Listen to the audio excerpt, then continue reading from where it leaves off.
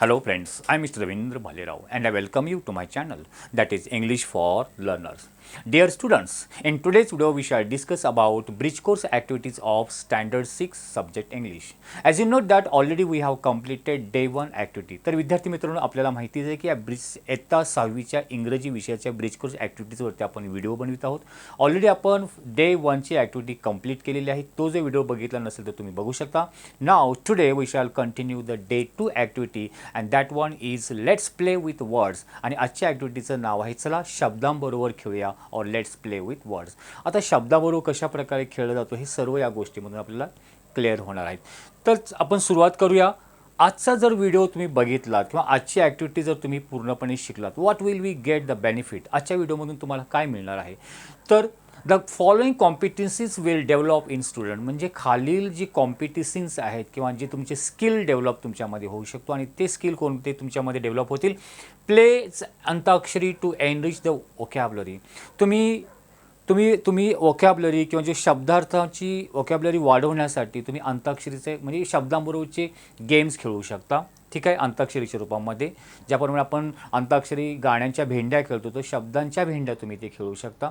याच्यामुळे तुमची काय होणार आहे, वोकॅब्युलरी किंवा शब्दसंग्रह वाढणार आहे. That will be skill will be develop. And second one that is create on jokes. You can create your on jokes in English. इंग्रजीमध्ये तुम्ही स्वतःचे जोक्स बनवू शकता. हे पण स्किल तुमच्यामध्ये डेव्हलप होईल. Then third one is that creates various language games on word building antonyms and synonyms. जे लँग्वेजच्या रिलेटेड जे वेगवेगळ्या प्रकारचे खेळ आहेत. फॉर एक्झाम्पल वर्ड बिल्डिंग आहे, शब्दांची वेगवेगळी रचना करणे. त्यानंतर अँटोनिम्स और सिनोनिम्स म्हणजे विरुद्धार्थी शब्द कोणते असतात, समानार्थी शब्द कसे शोधायचे किंवा आपल्या स्वतःच्या मनाने कशा प्रकारे ऑल दिस स्किल और the vocabulary skill will be develop. And next one that is enrich the vocabulary through language games.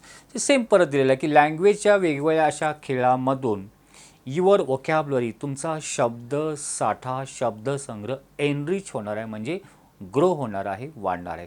So all this competitions will be you will get benefit.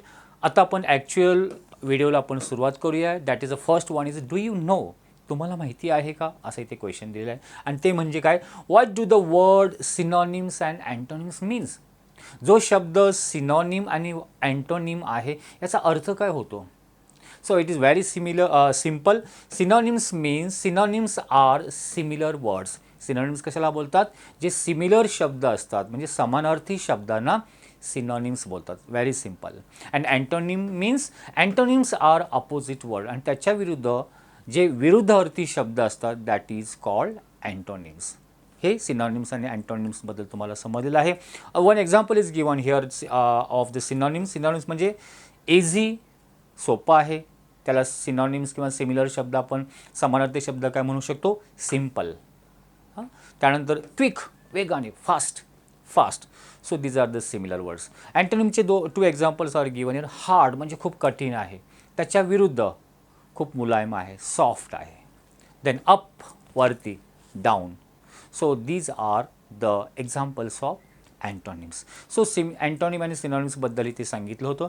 Next activity काय आहे, that is the read the poem. Here is some poetic lines are given. म्हणजे कवितेच्या काही ओळी इथे दिलेल्या आहेत त्या तुम्ही रीड करा. And write the pairs of antonyms. त्या कवितेच्या ओळीमधून त्या शब्दांच्या तुम्ही पेअर्स, जोड्या अँटोनिमच्या म्हणजे विरुद्धार्थी शब्दाच्यामधून शोधून लिहायचे. आता आपण बघूया त्या लाईन्स कशा आहेत त्या. The bright sun. ब्राईट म्हणजे तेजस्वी, प्रकाशित असलेला. The bright sun shines above. तेजस्वी प्रकाशित तो सूर्य वरती चमकत आहे किंवा चमकतो आहे, शायनिंग करतोय. While the dark clouds move below. आणि त्याच वेळी डार्क क्लाउड्स, काळोख, काळेकुट्ट ढग काय होत आहेत, क्लाउड्स मूव्ह बिलो, खालच्या दिशेने मूव्ह करत आहेत किंवा सरकत आहेत या अर्थाने. Happy children play and laugh. आनंदी असलेली मुलं खेळत आहेत, हसत आहेत. सॅड फेसेस फेड फिलिंग्स लो. आणि दुःखी चेहऱ्याने काय झाले आहेत, काहींचे उदासीनता, फिलिंग लो झालेली आहे, त्यांच्यामध्ये उदासपणा वाढलेला आहे. So these are the some of the lines of poems. आता याच्यामध्ये तुम्हाला विरुद्धार्थी शब्द शोधायचे आहेत. कोणकोणते लिहू शकतो, समजा इथं ब्राईट आहे म्हणजे तेजस्वी, प्रकाशित. त्याच्याविरुद्ध काय लिहू शकतो आपण, ब्राईटच्या अपोजिट डार्क. कोणते लिहू शकतो? डार्क. Bright, dark. डार्क म्हणजे काळे कुट्ट, काळोख. Then next one you can write here above. Above म्हणजे वरती. त्याच्या विरुद्ध कोणता शब्द गेला? अँटोनिम्स बिलो, खाली. आणखीन काय लिहू शकतो आपण याच्यामध्ये? हॅपी, आनंदी असणे. अपोजिट काय? सॅड. सो हे आपण ही आपली वोकॅब्युलरी वाढतो. अँटोनिम्स अपोजिट वर्ड्स आपण शोधतो. याचा आन्सर इथे तुम्ही बघू शकता. Answer is given here. Bright, dark, happy, sad, above, below. That's all. So this type of answer you have to write in exam or in your notebook. या प्रकारचं उत्तर तुम्ही नोटबुकमध्ये लिहून घ्या. Next, here is one paragraph or passage is given. Read the passage carefully. ह्याला passage आपण read करतो, तुम्हाला एक्सप्लेन करून देतो आणि त्याच्यावरती काय ॲक्टिव्हिटी आहे ते आपण बघूया. Bella was a brave girl. Bella नावाची एक शूर, धाडसी मुलगी होती. Who lived in a tiny village. ती एका छोट्याशा गावामध्ये राहत होती. एव्हरी मॉर्निंग, दररोज सकाळी, शी ओकअप, ती उठत असे. अर्ली म्हणजे सकाळी लवकर उठायची. To walk through the bright forest. आणि त्या ब्राईट फॉरेस्ट म्हणून म्हणजे उजाळलेल्या एकदम तेजस्वी चमकदार फॉरेस्ट म्हणून ती वॉकिंग करत असे, चालत असे. The forest was usually silent. जेव्हा ती वॉकिंगला जायची तेव्हा फॉरेस्टचा एरिया किंवा सिच्युएशन कशी असते? इट वॉज युजली सामान्यतः तिथे शांतता असायची नेहमी. When she was walking there, when she was going through the forest.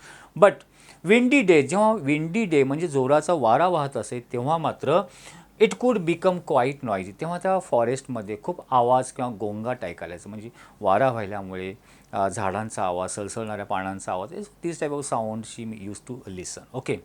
Wien Bella saw a rabbit, जेव्हा ती when she was going through the forest, जेव्हा ती फॉरेस्टमध्ये जायची तेव्हा बेला बघायची काय? रॅबिटला बघायची. रॅबिटला म्हणजे सश्याला. Moving quickly across the grass, म्हणजे गवतावरून तो मूव्ह करताना, धावताना ती त्याला बघायची. आणि बघितल्यानंतर she was become very happy. She smile and wished, आणि त्याला बघून त्याला ती हसायची. अँड विश, मग तिची पण मनामध्ये इच्छा जागृत व्हायची त्या सश्याला बघितल्यानंतर. कोणती? हर जर्नी कुड always feel easy and peaceful. ज्याप्रमाणे दॅट तो रॅबिट एकदम आनंदाने उड्या मारत धावायचा, तशा प्रकारे तिच्या मनामध्ये वाटलं की माझा जो प्रवास आहे या जंगलामधून तो पण कसा असावा? जर्नी, माझा प्रवास कुड ऑलवेज फील सो इझी, एकदम सहज सोपा असावा. अँड पीसफुल असावा, म्हणजे शांततापूर्ण असावा. There should be no any problem or difficulties or hardship, असं तिला वाटायचं. So that was her wish regarding the journey. Sometimes though the path was difficult, filled with rocks and mud, परंतु तो जो तिच्या वाटेला त्या जंगलामधून जाताना तो जो रस्ता पाथ असायचा तो नेहमी युजली कसा असायचा? रॉक अँड मड, म्हणजे दगड, गोटे, चिखल अशा वेगवेगळ्या अडचणींना तिला सामोरे जावं लागत असे. When she was walking through the फॉरेस्टमधून जात असताना. So this type of passage is given here. Now on the basis of the passage, या पॅसेजच्या आधारावरती काही ॲक्टिव्हिटी दिलेली आहे. ते म्हणजे 1, find my pair from the passage. या पॅसेजमधून तुम्ही पेअर म्हणजे जोड्या शोधायच्या आहेत. इथे इझी आणि इथे असं क्रॉस चिन्ह दिलं आहे, ते अपोजिटचं आहे. मग इझीच्या विरुद्ध काय लिहू शकतो रे? इझी म्हणजे सहज सोपे. त्याच्या विरुद्ध शब्द तुम्ही फाइंड आउट करा. अँटोनिम्स फ्रॉम द पॅसेज कोणतं असणार आहे? इझीच्या विरुद्ध डिफिकल्ट. नॉइझी म्हणजे आवाज, गोंगाट, त्याच्या अपोजिट कोणता शब्द गेलेला आहे? पीसफुल, शांततापूर्ण. Next, find synonyms. हे अँटोनिम्स झाले अँटोनिम्स. आता सिनॉनिम्स म्हणजे समानार्थी शब्द. ब्रेव तुम्ही त्या मनाने लिहू शकता. ब्रेव म्हणजे शूर, त्याला आपण धाडसी म्हणू शकतो. करेजियस. टायनी म्हणजे छोटंसं, स्मॉल. ब्राईट तेजस्वी, याला तुम्ही सिनोनिम्स काय लिहू शकता? एक शायनी म्हणून लिहू शकता. Quickly, fast. So this way you can write synonyms. Answer is given here. Easy, difficult, noisy, quiet. Synonyms: brave, courageous, tiny, small, bright, shining, then quickly, fast. So this type of activity is completed here. Now next activity, that is across. Word game जी आहे, शब्दांची कोडी आपण सोडवतो त्या प्रकारचे. Across म्हणजे आडवे, अँड डाऊन उभ्या अर्थाने ते शब्द कंप्लीट करायचे. A synonyms of middle. Synonyms of middle. मिडलला समानार्थी शब्द कोणता आहे? आता 1, समजा हा 1 जर असेल, मग मिडलला समानार्थी शब्द दोघांच्या मध्ये, तर आपण इंग्लिशमध्ये काय बोलतो? मिडलला सेंटर. काय म्हणू शकतो? सेंटर. मग CENTER, center. Then a cold season. Cold season एकदम थंड ऋतू असतो त्याला इंग्लिशमध्ये काय बोलतात. अगोदर जे याचा तो शब्द शोधायचे मग तिथे लिहायचे winter. A gas that you breathe in, जो गॅस आपण ब्रीथ इन म्हणजे श्वास घेतो, कोणता गॅस आपण श्वास घेताना घेतो, that is oxygen. Take your temperature with this, temperature आपलं स्वतःचं तापमान मोजतो थर्मोमीटर.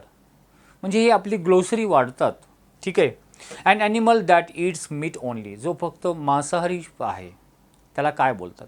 तर तुम्ही थोडं विचार करायला शिका.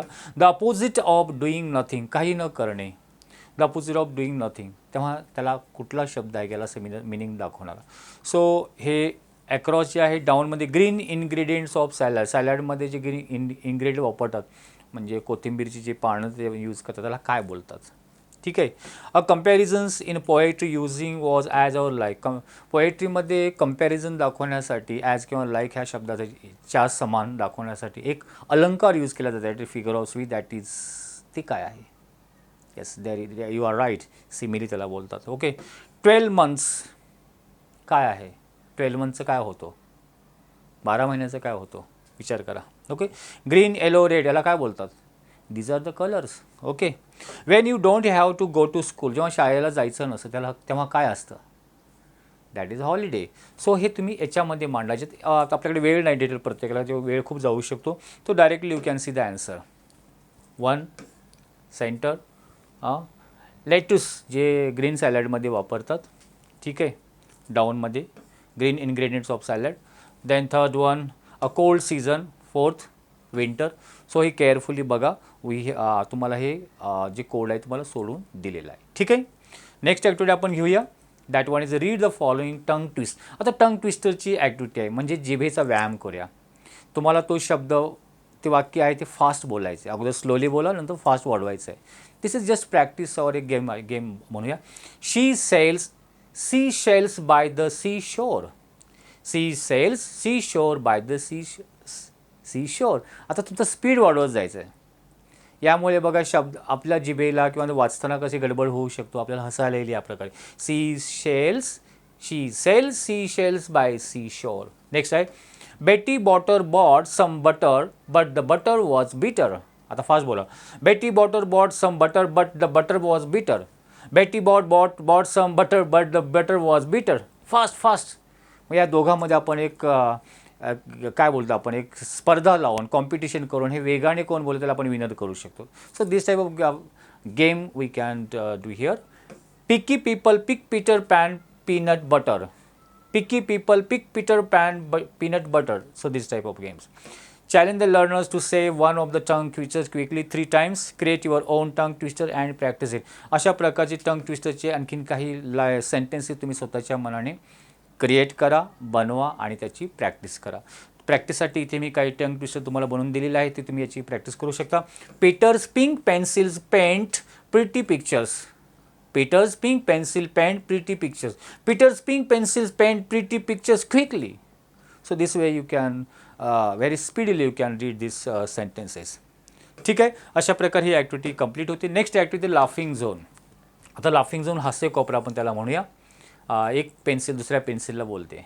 काय बोलते, what did the pencil say to the others pencil. एक पेन्सिल दुसऱ्या पेन्सिलला काय म्हटले, what did the pencil say to the other pencil. काय म्हणत असेल, त्या आन्सर काय, यू आर लुकिंग शार्प. तू खूप शार्प दिसतेस. आता शार्प म्हणजे पेन्सिलचा आपण टोक करतो ना त्याला शार्प बोलतात.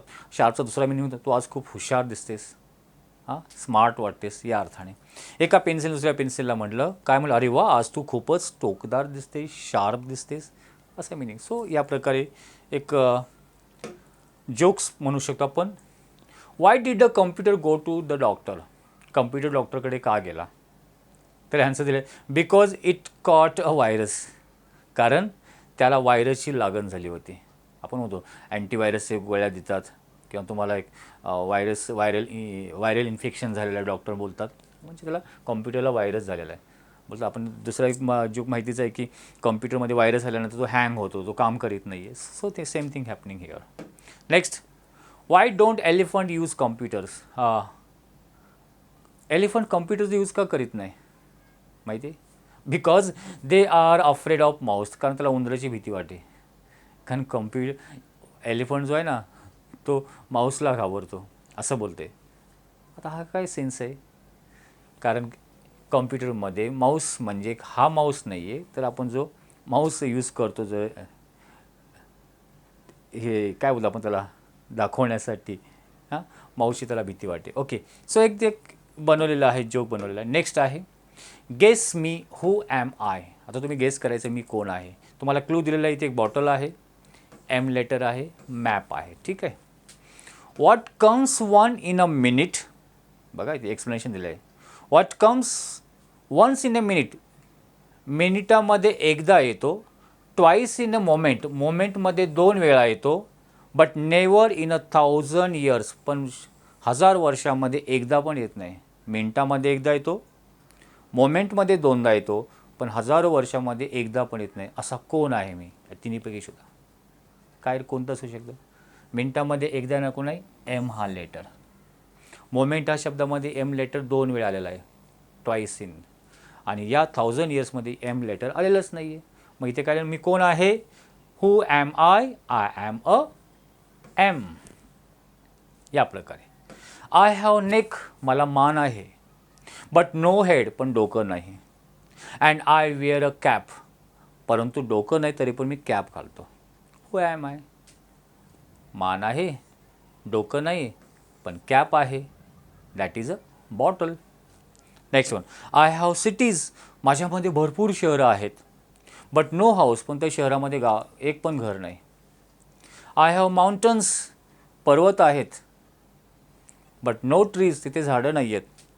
आय हॅव वॉटर, भरपूर पाणी आहे, नद्या आहेत. बट नो फिश, मासे दिसणार नाहीत.